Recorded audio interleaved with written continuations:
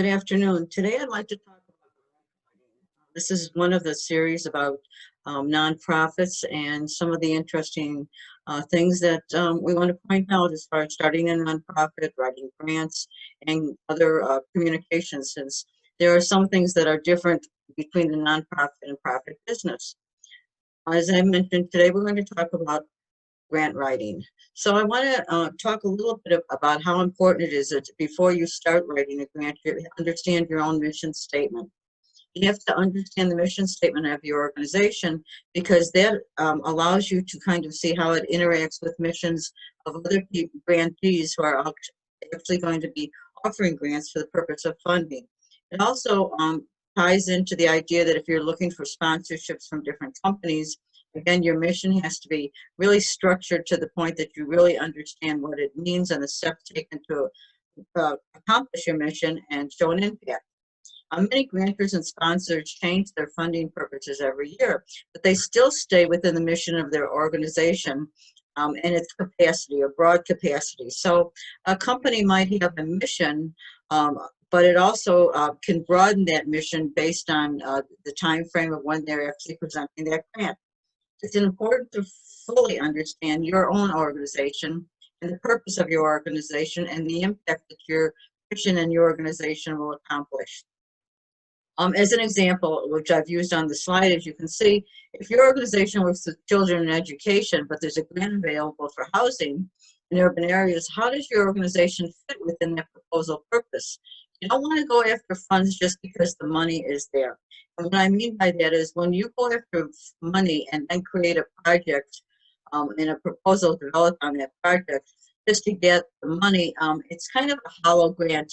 And believe it or not, people do understand the difference between a really strong structured grant based on the mission of the organization and a grant that's just looking for money and creates a project based on just looking for the funds. I want to talk a little bit again about the importance of knowing where your money's coming from. I think it's important that you visit the website of the organization or business that's offering the grant opportunity. You want to understand a lot about the history of that organization, the players of that organization, what the demographics are within the organization, and how the inner organization affects the change or affects an impact within the community. You want to see if there's any events that they're doing it in any type, so that you can kind of compare what you're offering as your project versus their grant overview and the events that they actually do on an ongoing basis. You want to make a note of any grant that they've given previously. And sometimes websites for different organizations will actually have previous funding of people who received the grants, so that you can take a look at the things that really made a difference. What is the wording of those grants? What ideas did they come to the table with? How did they formalize that grant? How did they kind of create that grant?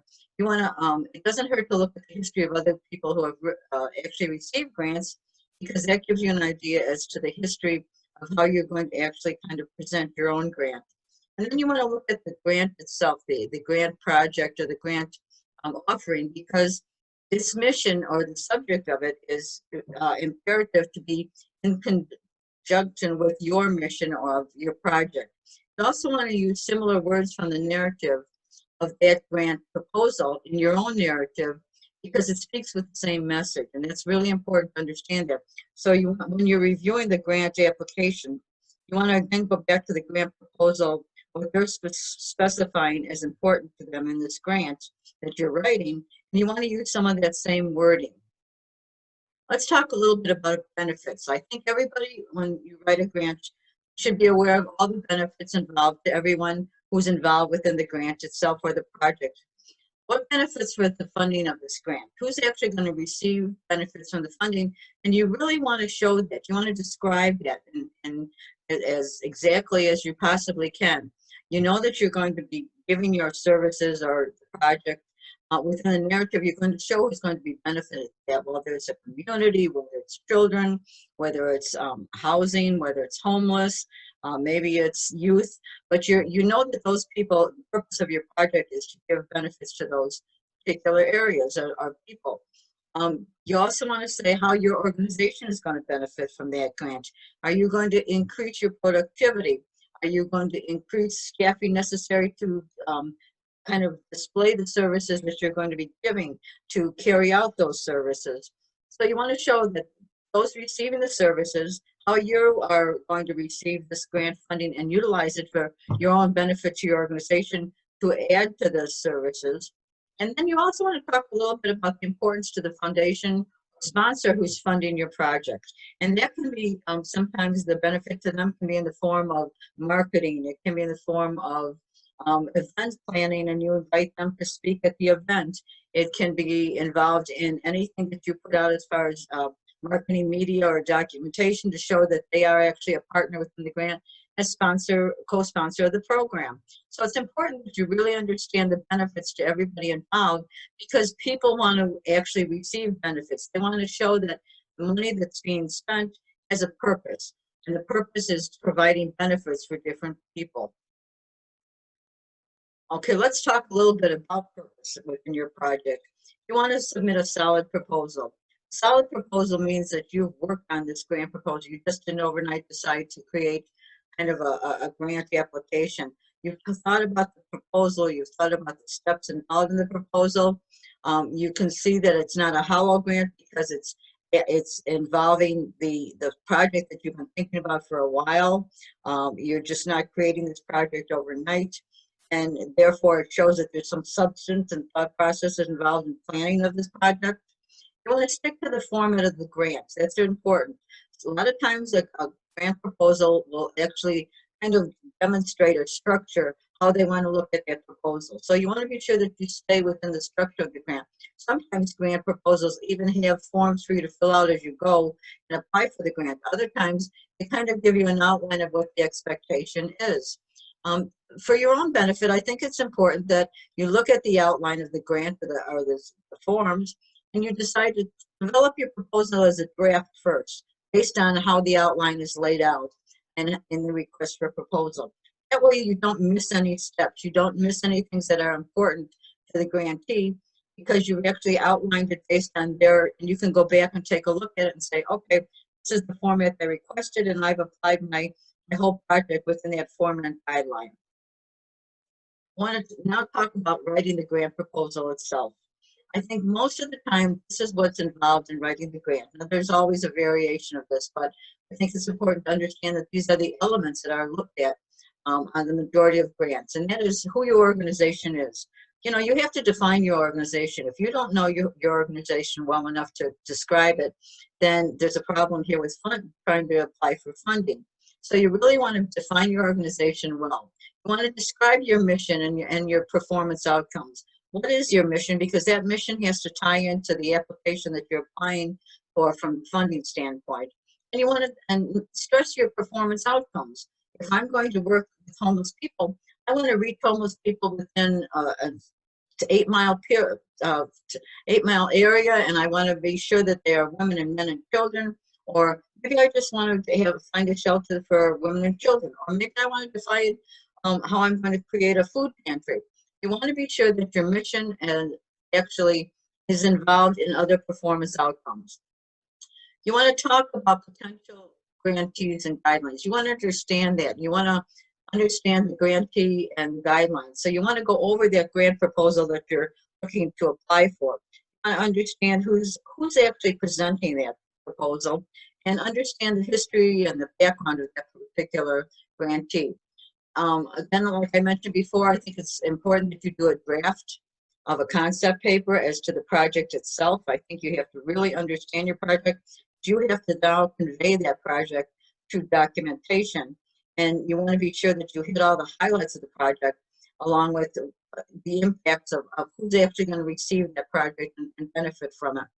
And then again, we talked a little bit about the outline, which is actually part of the summary draft. So you're going to do it according to the outline of the grant proposal that you've received, that you're looking at.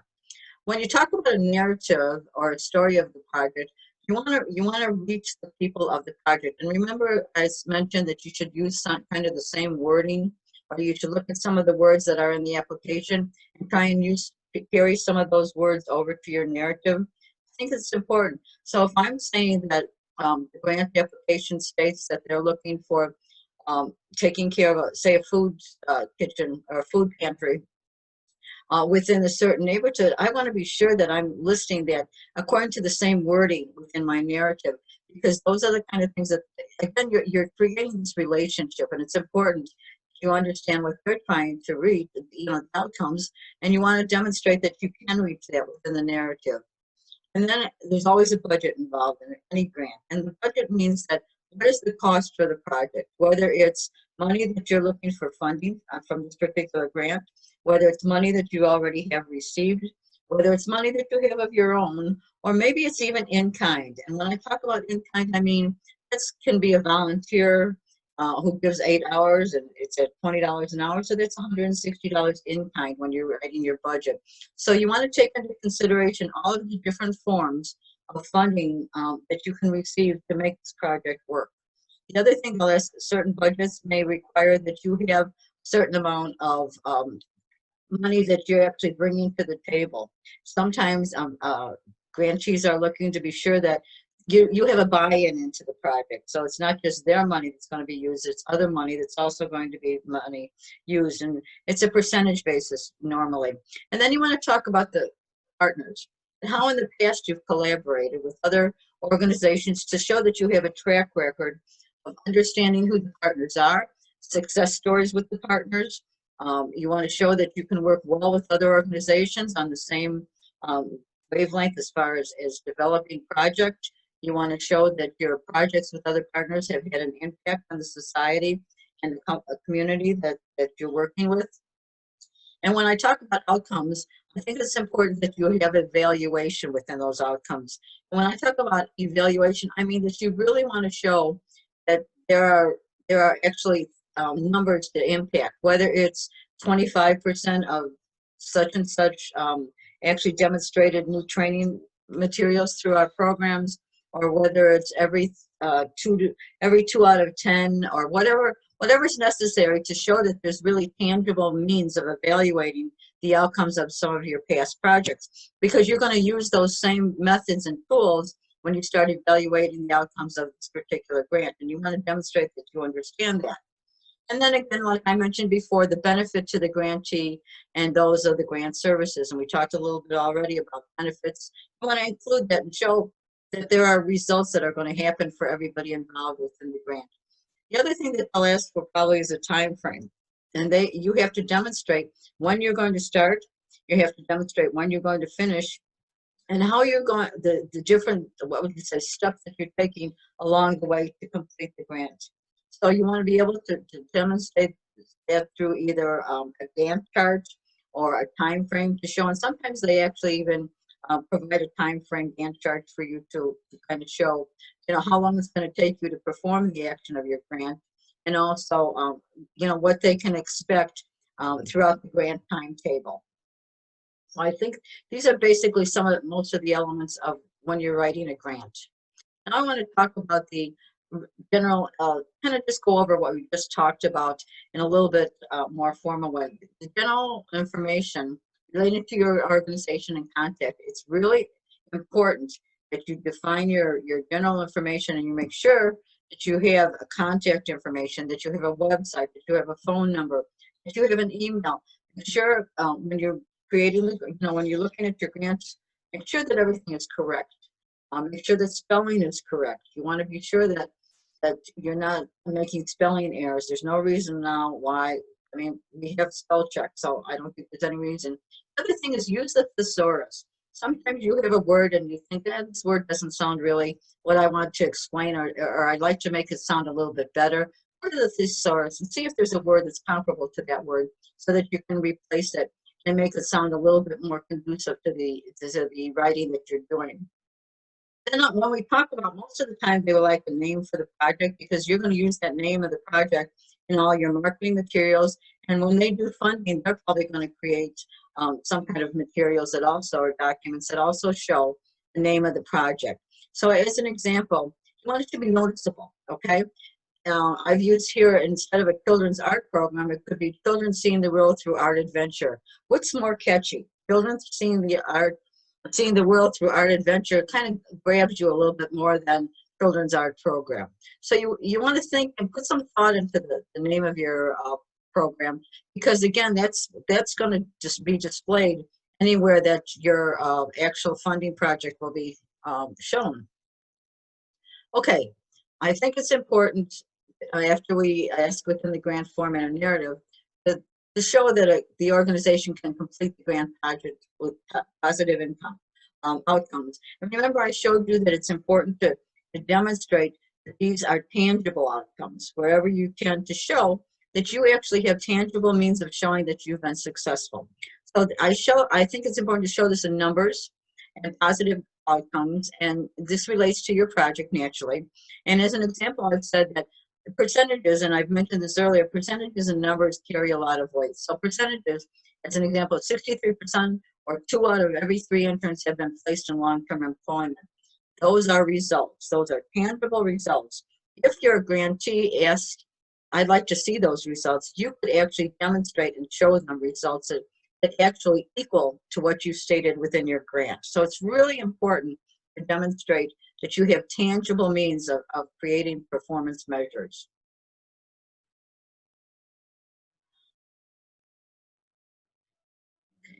I think another thing, just as kind of a quick, easy way of if when something comes along that really, say a new opportunity for funding comes along relating to the project that you're thinking about trying to, to get off the ground, as they say, it's important to have documentation, and you want to be ready for these opportunities.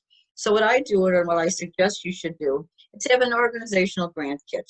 And this organizational grant kit means that you're ready anytime your project comes to in light of something that money is actually out there to and going to be available. So I create a folder, and in this folder I put all the papers for our 501c3 organization.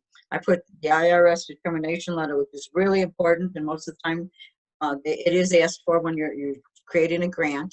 I put the current board of directors list and their addresses and also their contact information. That'll always, 9 out of 10 times, that's always asked for or included within a grant application. I put the copy of the most recent tax forms because they do want to see that you're a legitimate organization. They want to see that you've been on, you have a little bit of a history. They also want to see that you're doing a good job, that you really are out there and you are contributing to society. They want to see current financial statements at all times. And usually they ask for the most current monthly financial statements along with last year's tax form. And they'll also ask for the project budget, which we've already talked about. And that has to be included, especially if you are using this kit to maybe define one project this month and then maybe 3 months down the road you have another project coming up. It's important to have the financial statement and project budget always relative to the current time frame and also to the project that you're asking for funding for. So you might have several current financial statements within the same month, and I usually keep that up to date. I keep a current financial statement every month. I print one out and put it in the report. And if I have a project that I'm really thinking about doing, I'll start putting that project budget within this folder too. It may not be completed, but at least I'm starting to think how much money it would take to get this project off the ground. Any marketing materials that you have about your organization or past projects or news clippings or brochures, it's important to put those within this. I find it's important to have those too, because 9 out of 10 times they will ask you for some kind of media that shows who you are, and that can be your budget, your kind of your, what would you say, your perspectives. It can be your brochures. It can be any flyers you've had from past events or past projects. They do want to see that that you've been out there, that you have some relationship within the community. And then it's always important to have letters of endorsement from partners and past partners.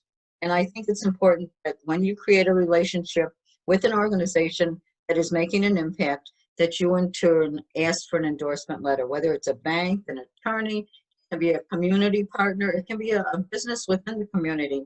Those letters carry a large weight and impact when you're actually looking for additional funding, especially if it's a project that's within that community itself. So I do want to touch real briefly on between sponsorship and grants. I think it's important to understand that sometimes, especially if you're a startup, when it comes to a nonprofit, it's really hard because you don't have the past history to actually develop that grant, that grant application to the point that you want to.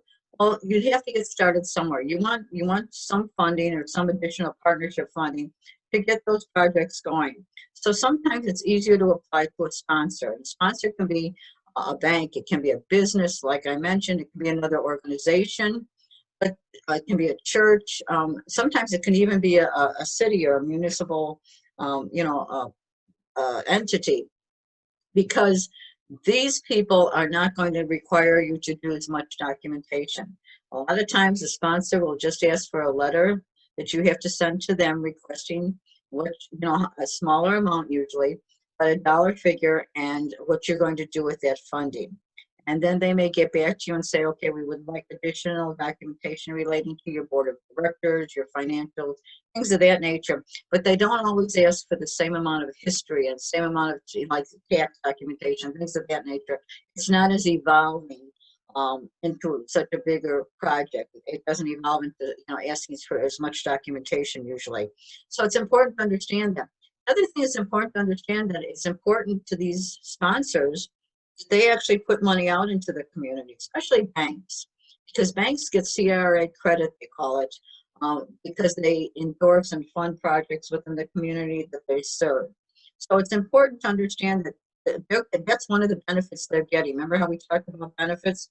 Always you want to realize what is the benefit. So when I go to a bank for a sponsorship, I understand that they need to put some money out in the community and that this particular project is going to affect a lot within the community. It's going to be noticed within the community. People are going to respond to it in the community. It's going to impact a lot of people within the community. These are all things that the bank is interested in showing that they are a community member. And that goes for businesses and organizations also, because some of them, this is how they get their funding, especially other organizations.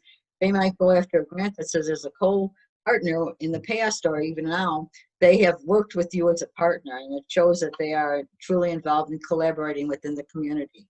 So you want to look at all those kind of, opportunities and all those ways of actually getting that project that you want to do off the ground so that it does impact the community and so that you do make a difference, because that's the whole purpose of nonprofits. You really want to make a difference within the community. Again, I thank you for your time. If you ever have any questions, please contact me.